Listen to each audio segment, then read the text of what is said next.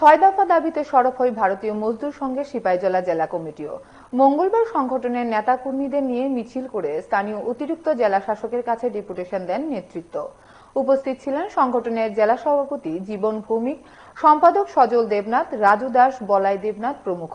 তারাও বলেছেন, কেন্দ্রীয় বাজেটে শ্রমিকদের জন্য কিছুই নেই, তাই সারা দেশ জুড়ে ডেপুটেশনের মাধ্যমে কেন্দ্রীয় সরকারের দৃষ্টি আকর্ষণের চেষ্টা চলছে। আমরা 6টা দাবি নিয়ে এসেছি। আজকে আমাদের যে গুয়াহাটিতে আমরা কেন্দ্রীয় কমিটির একটা মিটিং হয়েছিল, 6 দফা দাবি নিয়ে। এই 6 দফা দাবির ভিত্তিতে আমরা এখানে এসেছি।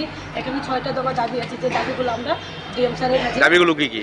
দাবিগুলো ছিল যে ইপিএফ 1000 টাকা ছিল, এটা 5000 টাকা যাতে করা হয়, এবং বেতন ভাতা যাতে বৃদ্ধি করা হয়, তাদের মহার্ঘ ভাতাগুলো বৃদ্ধি করা হয়, সরকারি সম্পত্তি যাতে বিক্রির ক্ষেত্রে নিষেধাজ্ঞা জারি করা হয়েছে, যাতে কোনো 2025-26-এর যে বাজেট অর্থমন্ত্রী পেশ করেছেন, সেই বাজেটে গভর্নমেন্ট এমপ্লয়ীদের জন্য ট্যাক্স ছাড় দিয়েছেন, আপনারা জানেন।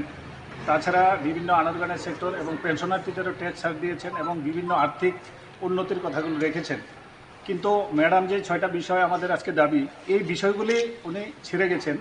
তো গত গুয়াহাটিতে আমাদের যে কার্য সমিতি সেন্ট্রাল বৈঠক ছিল, সেই বৈঠকে এই ব্যাপারে আলোচনা হয়েছে বিস্তারিত, এবং আমরা এই 6টি দাবি বিত্তমন্ত্রীর কাছে উপস্থাপন রেখেছি।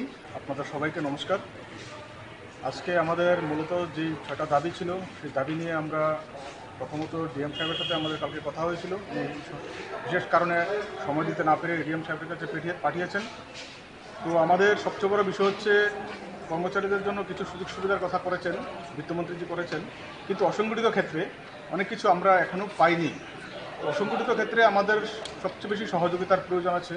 তো আমরা চাইছিলাম যে আমাদের যে কথাগুলি রয়ে গেছে অসংগঠিত ক্ষেত্রের জন্য আরও যাতে অর্থ বৃদ্ধি করা হয় তার জন্য ডিএমের মাধ্যমে। তো সেই জন্য আমরা ডিএমকে ডেপুটেশন প্রদান